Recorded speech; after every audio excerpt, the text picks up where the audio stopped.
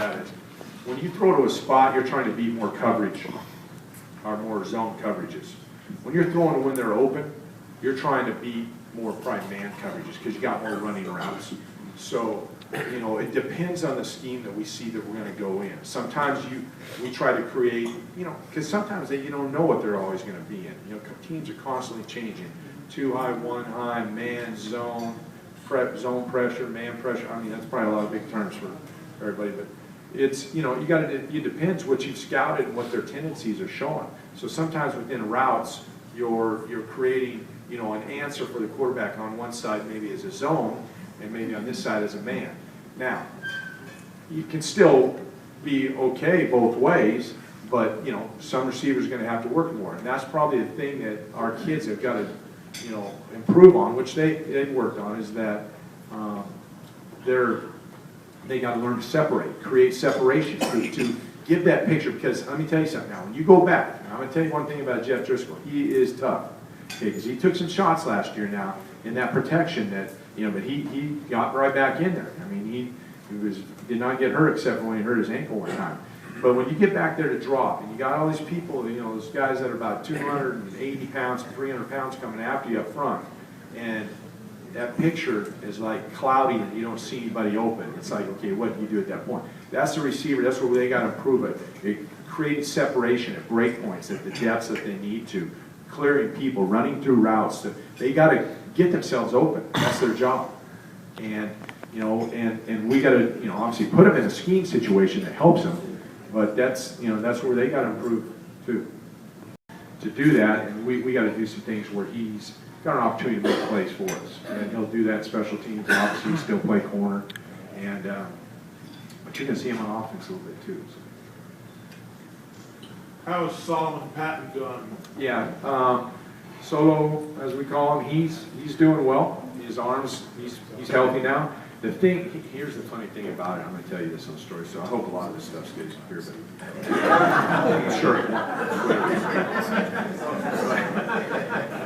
He was, you know, after he broke his arm in the Georgia game, he was coming back. He was fine, and you know, we're thinking, okay, we're going to get him back for spring ball. And here comes Christmas, and you know, he just had he got married. His wife had a baby, and I don't know, he was at the mall. And he's carrying these gifts in for his daughter, and he slips, and he goes to brace himself. And he comes in saying he hurt his arm a little bit more, and the trainers come up and tell us, well, he kind of re-injured it, so he's not going to be able to go through spring ball. So he stressed it, carrying presents, right? Oh yeah, okay, come on.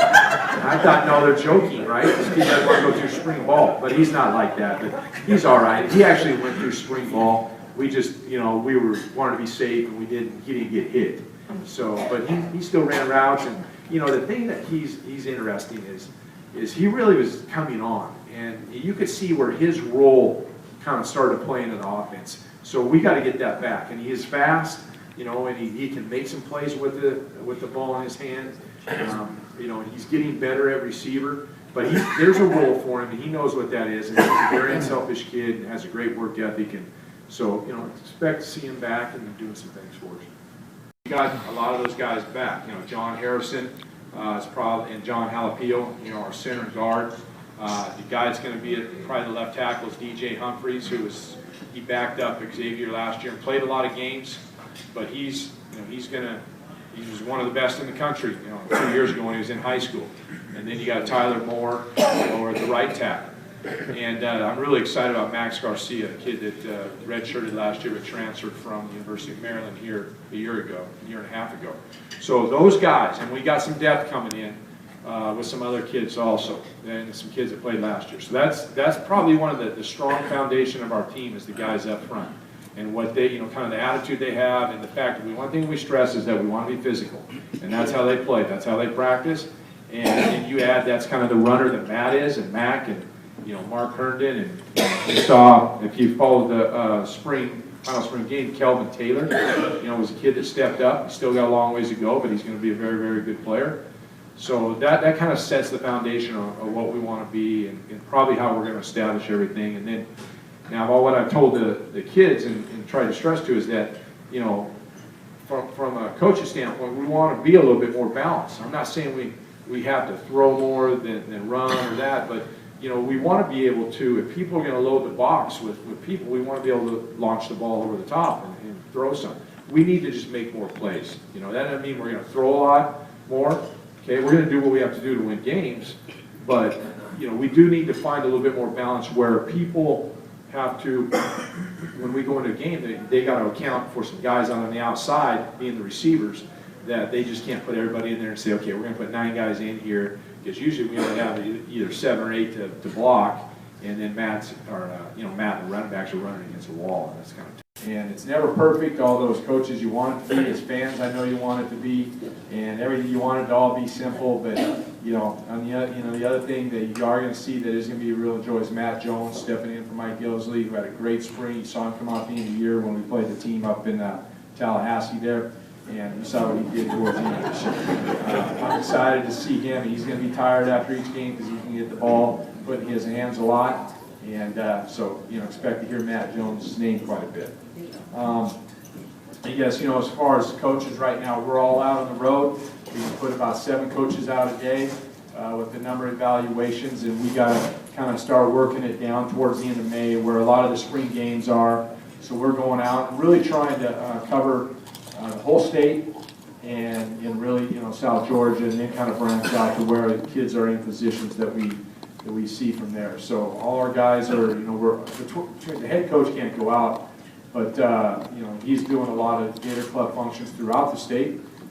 So we're all out and about, and we got to kind of rotate between the 9 of us, where we usually 7 are out, and 2 are off for a day.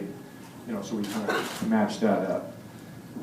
One of the hot topics with Gator football right now is the Twitter that goes on between everybody. I'm sure that was going to be a question that would come up, but let me say this. I mean, the thing that I found out in coaching, things change a lot. You know, the world is changing, and how teenagers and you know, 20-year-old kids adjust to things. You got to get in touch with how you're going to communicate with them, because you can't call them, you can't text them, but you know where they're at. Okay, Facebook used to be the thing you get. They're not there anymore. They're on Instagram. They're on Twitter. They're doing this. You know, whatever they're buying, whatever's going to be the new thing. So you got to keep in touch, and that's just new ways to touch base with them. So, especially, you know, congratulations to Jared and Andrea. Hey, I'll give you my Twitter handle. You guys can be one of my followers. You know, so as you get up in going to Florida, you guys, I expect to see you at some games and all that stuff. But, and the thing that was a little bit different for him is that it's, you know, with the fact that the other kid transferred, we had to get the kid behind him, like Tyler Murphy and Skylar Morningwake, some reps. So, you know, sometimes you didn't get all those reps with Jeff that you probably wanted to, because we had to build some repetition base for the other kids in case, you know, there's a situation where they have to go in and play. So we had to, you know, we built some depth up in the quarterback position. I do think that one of our biggest improvements, you know, and seeing, obviously I'm speaking on the offensive side, and I can answer some questions on the defense for what I do know, and I'm not probably as detailed with them as I am with the offense. But on the offensive side, where we really have to make a drastic improvement is with receiver position. And I think the fact that some of the kids, you know, stepped up, had a great spring.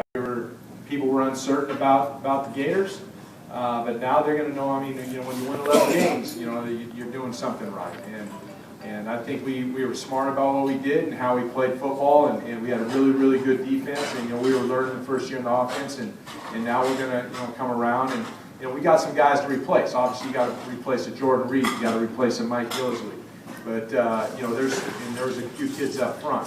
The thing that was a little difficult is it's tough in spring is you can never get all the kids together, because we had 3 kids on offensive line that had surgeries that didn't even go through practice, because they played a lot of football. We know what they can do, and we're not worried about it. So we're just trying to get experience for all the new guys. And really, we were down in some numbers in the offensive line, so that's one reason we really couldn't have a spring game. So we had to turn it into a more of a practice schedule scrimmage, which, to be honest with you, as a coach, you like it a lot.